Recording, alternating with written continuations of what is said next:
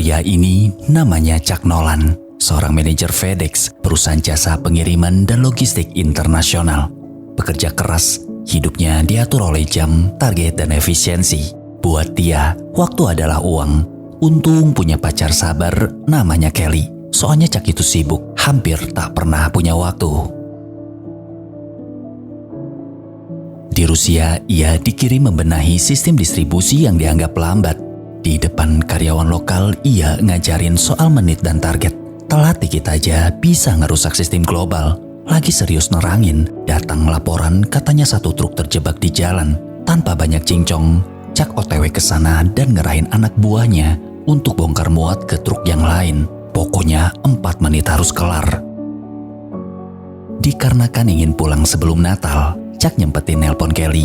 Di sela obrolan, ia sempat mengeluh soal giginya yang suka sakit. Lalu di dalam pesawat, lagi asik ngobrol dengan Stan. Gwen ikut nimbrung, nanya ke Stan soal kondisi istrinya yang lagi sakit parah. Mendengar itu, Chuck ngedadak diam. Dan setibanya di bandara, ia janji ke Stan akan mencari dokter terbaik untuk menangani penyakit istrinya. Tanpa ngasih tahu, tiba-tiba Chuck nongol di tempat kerja. Kelly pun langsung senang. Hingga esok harinya di tengah pesta perayaan Natal, lagi asik makan, giginya cenat-cenut. Terus ada pesan masuk, dia ngedadak harus terbang. Melihat itu Kelly nahan kesal. Barulah di belakang ia kecewa, pengennya bisa ngerayain tahun baru bareng. Chuck janji bakalan pulang. Sesampainya di bandara, mereka saling tukar kado Natal. Kelly ngasih jam tua sambil bilang ini peninggalan ayah dan ada fotoku juga. Chuck seneng dan balas ngasih kado sebuah buku jurnal. Lumayan buat nyatet utang Bang Emok. Chuck pun pamit keluar mobil. Dia balik lagi, pura-pura kuncinya ke bawah padahal mau ngasih kado kejutan. Sontak Kelly kaget, curiga isinya cincin jadi nggak berani buka. Chuck bilang, nanti aja kita buka bareng di malam tahun baru. Mereka pun akhirnya berpisah. Di atas pesawat usai turbulensi hebat, Chuck terbangun dan mendengar percakapan antara pilot dan awak kabin. Wajahnya berubah tegang. Ia masuk ke toilet buat cuci muka dan waktu plester di ibu jarinya dilepas, Chuck terpental.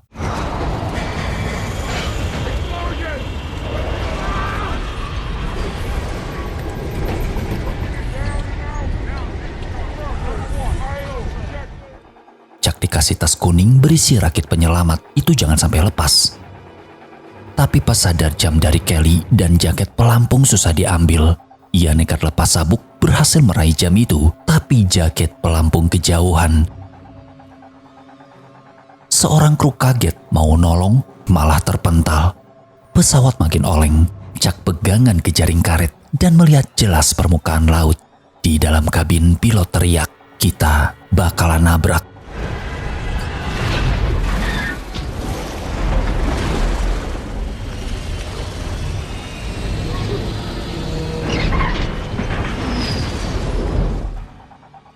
Waktu tas kuning dibuka, benda itu nyangkut. Untung talinya lepas dan meluncur ke atas. Chuck berhasil naik, tapi belum sempat lega, malah kesedot pusaran mesin pesawat.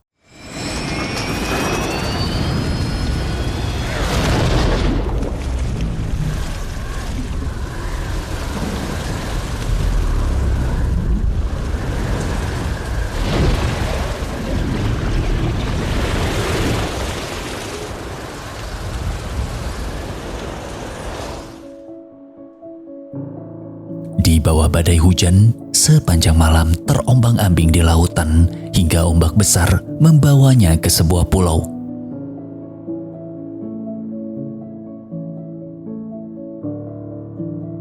Besoknya di tepi pantai, Chuck cuman bengong.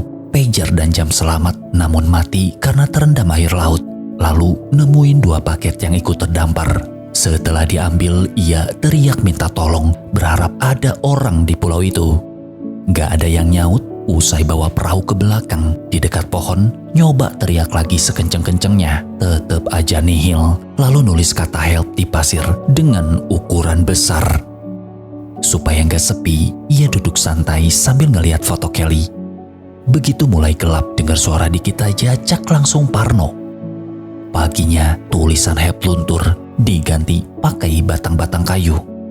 Usai itu, di pinggir pantai lagi ngambilin paket, ada yang lempar batu. Dikira orang iseng, Chuck teriak nantangin keluar. 2 kali dilempar, seketika kaget, hampir ketiban kelapa. Ujung-ujungnya malah panen.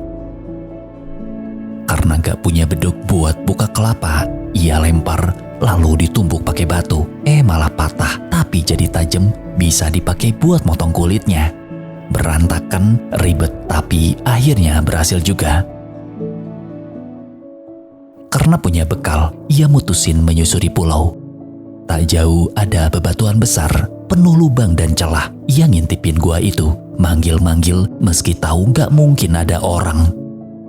Setelah dilihat dari jauh, ternyata ada tebing tinggi. Gak lama, di sana Chuck nemuin 1 buah paket. Habis nginjek karang, kakinya luka-luka, kemeja pun disulap jadi sandal darurat, sekalian pelindung kepala. Masih belum kapok, ia nekat manjat ke atas tebing. Dari atas, pulau ini cuma dikepung batu karang. Pas nengok ke pantai, kelihatan 1 sosok tergeletak. Ia buru-buru turun. Ternyata jasad awak kabin bernama Albert Miller, ayah dari 2 anak laki-laki. Chuck memakamkannya di sana.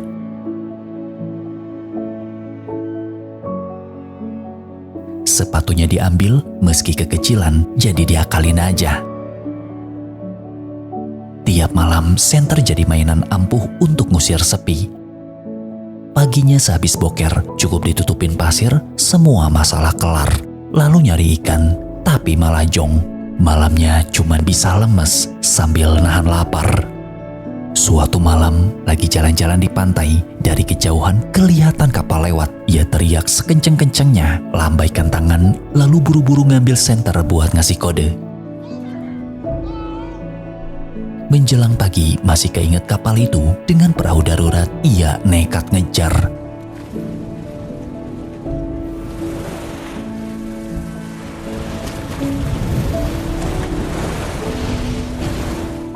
Awalnya lancar, tapi makin menjauh dari pantai, ombak makin brutal.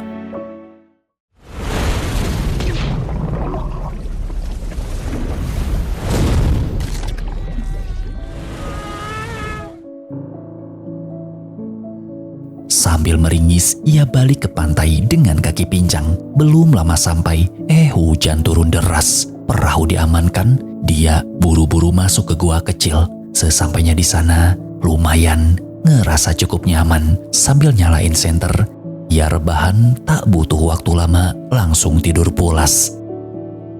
Besoknya pas bangun mau nyalain senter, baterai habis. Pahanya yang kena karang mulai nyut-nyutan, sakitnya baru kerasa sekarang. Di luar, ia mulai membuka paket-paket itu. Isinya aneh-aneh, ada kaset video, sebuah bola voli, sepatu skate, dan gaun wanita.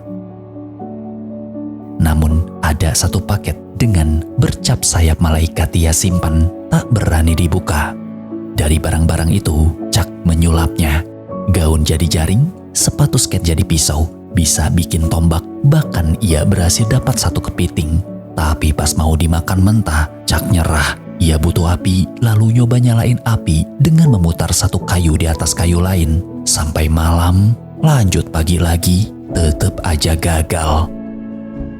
Gak mau nyerah, ia kepikiran cara lain. Kali ini kayunya digosok kenceng, bukannya nyala, tangannya malah keceletot.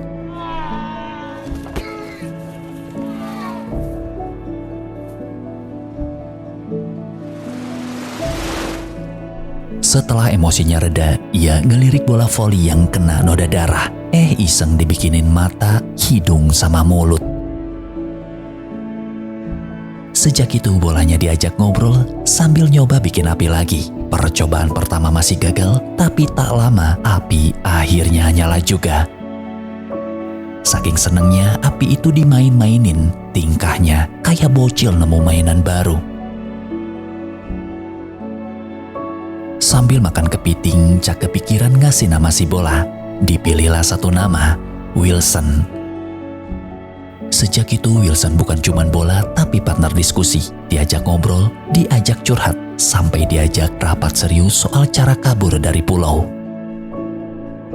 Besoknya gara-gara makan kepiting, gigi Chuck ngedadak cenat-cenut. Hampir seharian meringis kesakitan. Dia curhat ke Wilson, katanya nyesel dulu suka malas pergi ke dokter gigi. Buat ngalihin rasa sakit, ia gambar wajah Kelly sambil bilang yang ini jelek, aslinya lebih cantik.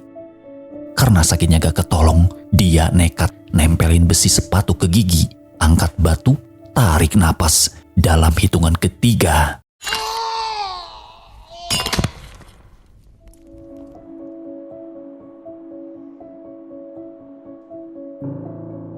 4 tahun kemudian, Chuck makin kurus, rambut sama janggutnya gondrong, tapi skill hidupnya naik level, jadi jago menombak ikan dan memakannya mentah-mentah.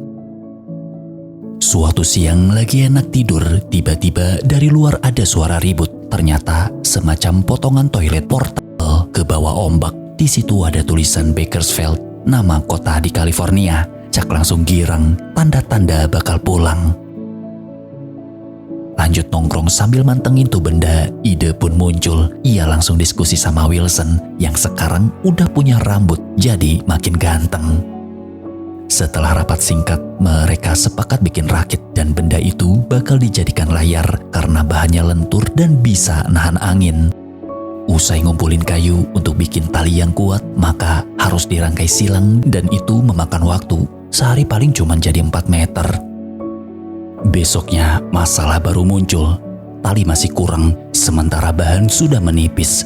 Chuck mulai emosi, marah-marah ke Wilson, seolah Wilson memaksa untuk buru-buru kelar, bahkan nyuruh ngambil tali di atas tebing. Awalnya nolak, tapi diturutin juga.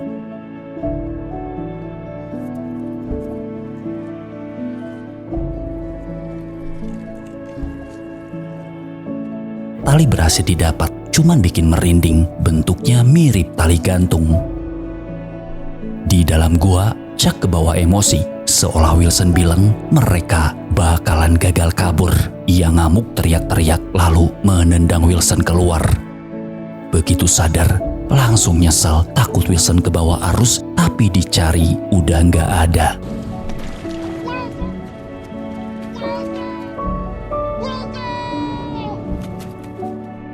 Deket batu dia nyangkut.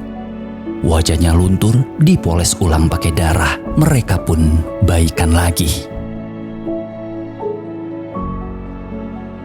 Beberapa hari kemudian rakit siap tempur, tapi belum bisa berangkat karena angin masih ke barat. Jadi seharian dipakai buat nambal dan memoles atap, nutup semua celah biar enggak bocor. Malamnya susah tidur, curhat ke Wilson. Sampai menjelang pagi, ia sempat menulis sesuatu buat ninggalin jejak. Dan begitu lihat angin mulai ke laut lepas, tanpa ragu, rakit didorong, Wilson diikat sambil bilang, "Kamu diem aja, aku yang dayung." Dan akhirnya mereka berlayar.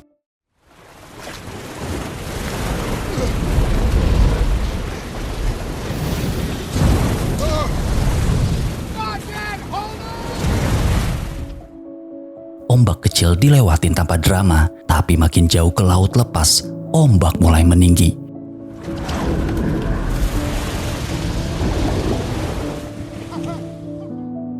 Gak nyangka mereka bisa lolos.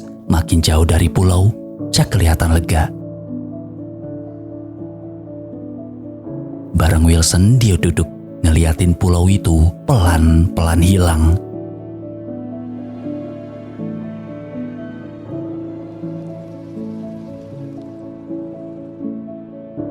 Malamnya lagi asik dayung, muncul ikan paus yang gede banget.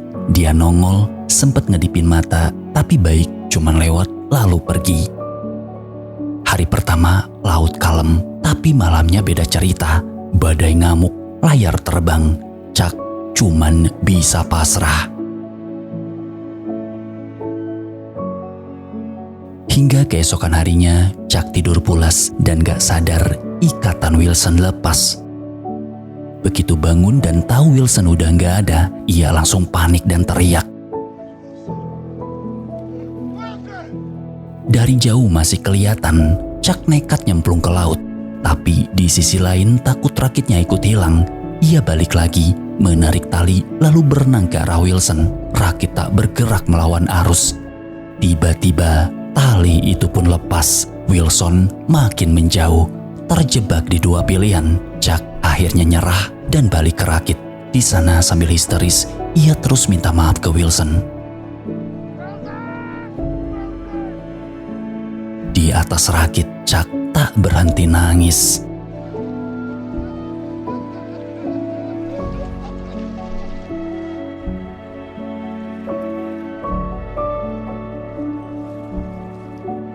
Suatu hari kondisi Chuck makin lemah. Tadinya udah pasrah, tapi takdir berkata lain. Kapal kargo lewat.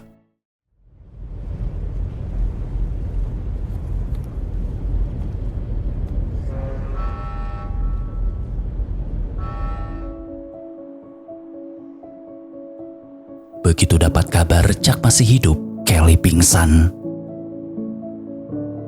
Sebulan kemudian di pesawat menuju Amerika, Stan bahas soal Kelly. Katanya dia bakal datang menyambut Chuck. Chuck langsung tegang. 4 tahun gak ketemu, rasanya aneh.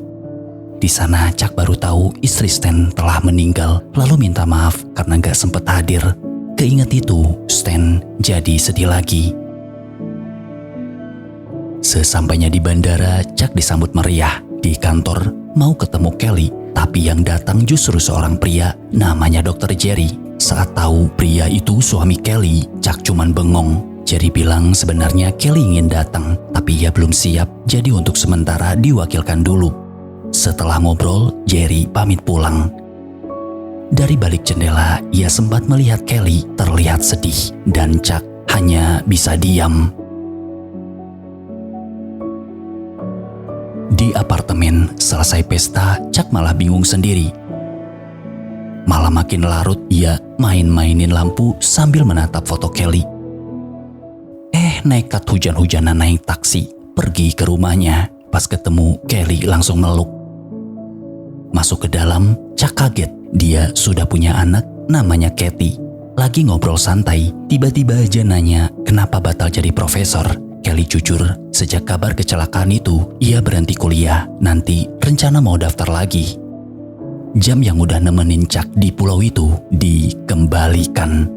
Kelly ngerti lalu nunjukin bukti kalau dia gak berhenti mencari Chuck. Dari situ, perasaan Chuck makin gak karuan. Kelly salting langsung ngajakin ke garasi. Di sana ada mobil lama mereka masih tersimpan baik. Daripada naik taksi, mending bawa ini aja. Chuck terima lalu pergi. Baru keluar halaman, tiba-tiba Kelly teriak sambil lari.